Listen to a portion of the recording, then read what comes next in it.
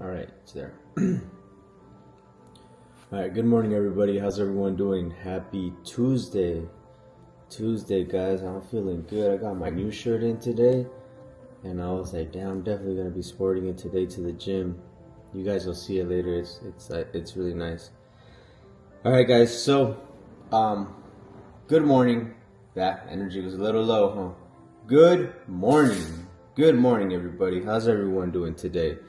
The parable of the weeds. This one, guys, is gonna be a good one. Here it goes. Jesus told them another parable. The kingdom of heaven can be compared to the man who sowed the good seed in his field. While everyone was asleep, his enemy came and sowed weeds among the wheat and left. When the plant sprouted and produced grain, the weeds also appeared.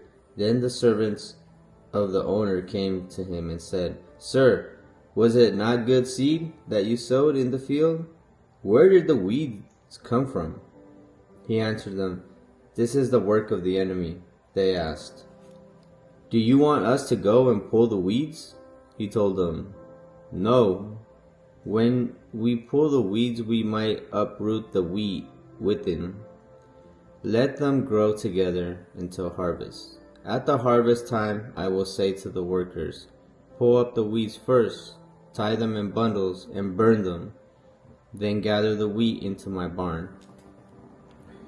So, to get more specific, I went down to the smaller, like I was explaining yesterday. Basically, the bottom of it, it'll give you like a better explanation of what you're reading, so you have a better understanding of what it is. So it comes down to, with the parable of the weeds, Jesus answers those who are scandalized at seeing evil everywhere. Good and bad will be mixed till the end of the world.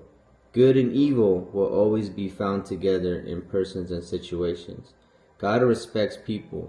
He knows the temptation is often stronger than their good intentions, and they need time to find and to choose steadily what is good. God is patient. The reconciliation of so many contradictory groups forces the culture currents active in the world will be attained only at the end of time. In the meantime, we are not to label any of them as good ones or bad ones. Jesus himself commented on this parable, and we're going to go to the next page where he explains to us what he means. And here it goes. Jesus answered them, The one who sows the good seed is the Son of Man. God. God's the one that sows the good seed. The field is the world. The good seed are the people of the kingdom. The weeds are those who follow the evil one. The enemy who sows them is the devil. In the harvest is the end of time, and the workers are the angels. Just as the weeds are pulled up and burned in the fire, so will it be at the end of time. The Son of Man will send his angels, and they will weed out of his kingdom all that is scandalous and all who do evil, and these will be thrown in the blazing furnace, where there will be weeping and gnashing of teeth. Then the just will shine like the sun in the kingdom of their Father. If you have ears, then hear. So it goes back to the program. It goes back to basically those negative thoughts. And God clearly explains it right here, that oftentimes those negative thoughts will be stronger than the good intentions that we have. But it's not until you really you have to what's that word I'm looking for? Coach says it's a process of, elimination, like removing all those distractions. It's not hard. You just really have to want it. I know, like I was saying, I was sick and tired. It wasn't a fulfilling life to me anymore. And that's why, it's like God said, God is patient. But these messages that we throw out there, because it's not just me, there's a lot of us that are throwing out messages. And it's to find those people that are tired, that lost their ways, that basically, that they know within them that they're meant for more. That God's basically calling you to your 10.0 version, to the version that He created you to be. Because at the end of the day, it's like a product that has a manual. Like if you don't use it the way it was intended to, you're not gonna get the full like experience of that product that you're using. So the Bible ends up becoming like our manual. Like when we follow it the way God intended us to do, there's so much that you're gonna get from life. So much, because I think what happens now is a lot of people are waiting till basically the world ends to go to heaven, but they don't realize that you're living hell on earth. You know, you're living hell on earth when you could be living your best life, when you could be feeling fulfilled, when you could be feeling good, when you don't have to wake up and feel like, just feel bad because regret your actions you took the day before. I had a friend that he posted, he was being very vulnerable. He's on his journey and he made a mistake. He drank this weekend. And the regret of him drinking the next day was painful. And I know it because I've done it too. In the past, when I was fighting for my new life, I had to let go of my old life. And it was like things like not going to the gym. It was things like not getting up and reading the Bible. There's layers to everything, but the more you start diving in, the more you start to be very, very aware of your habits, of your negative thoughts. Because right now you're not even aware of what you're thinking. You just think it and you assume that it's your thoughts. It's not even your thoughts. He says it right here. He says it that the enemy sowed the weeds. The bad weeds. They're not even yours. So don't accept them as yours, because that's the first mistake. I was talking to somebody else the other day.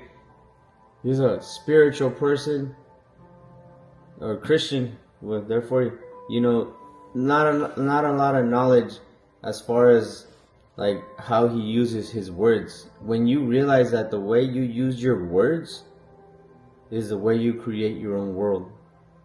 But where do your words come from? They come from the abundance of the heart. How is your heart feeling? It goes to your mind, and then from your mind it comes out of your mouth.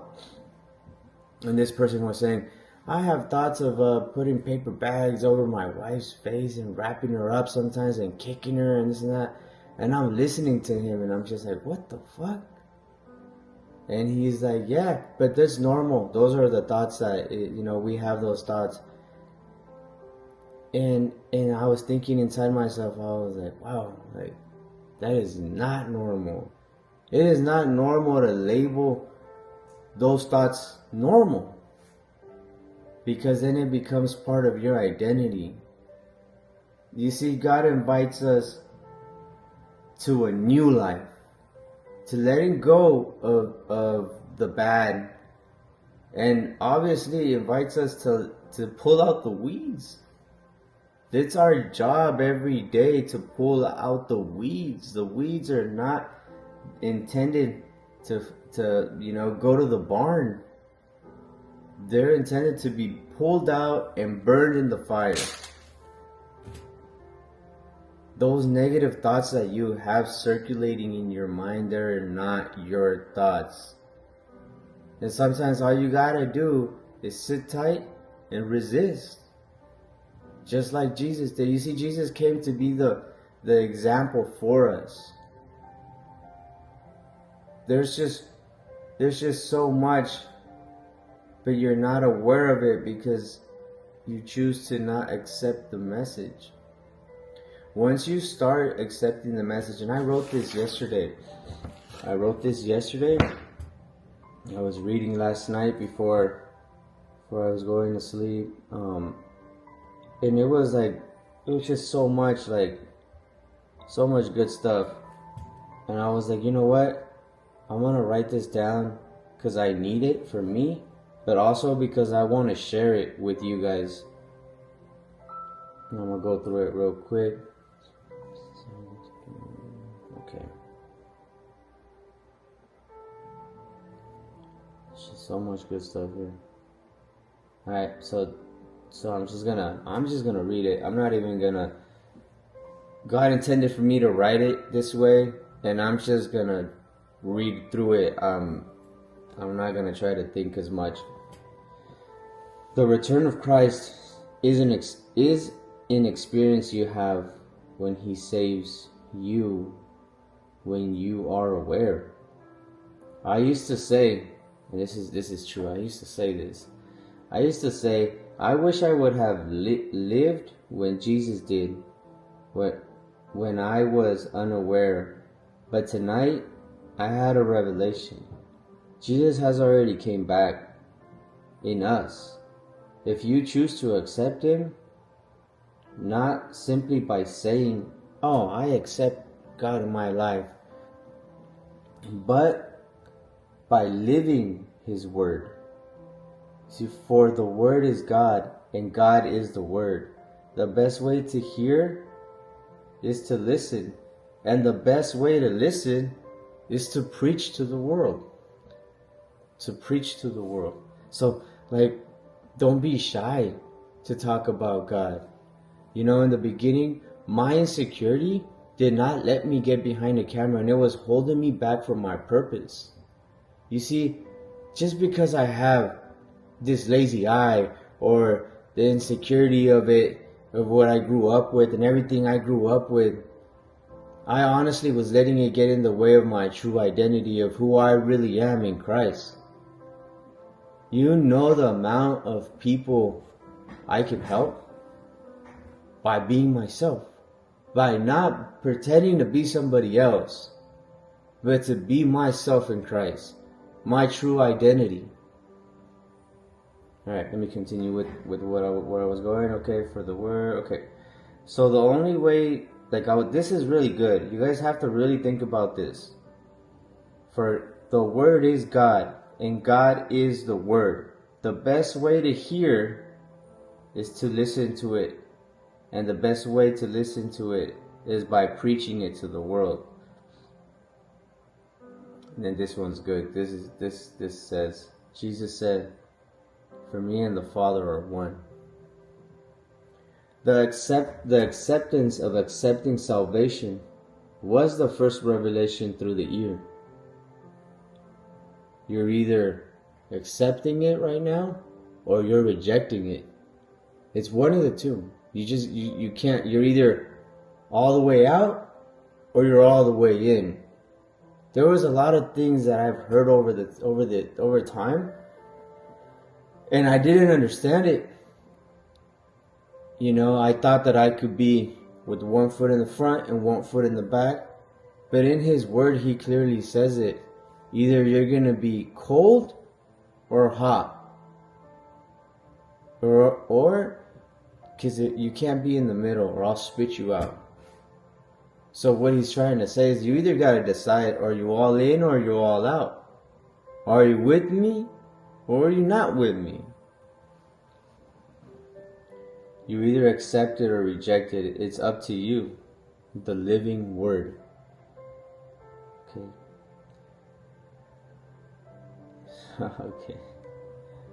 Alright. This one's probably gonna hurt a couple of you. Is God important to you? If so, why haven't you made time for Him in your life?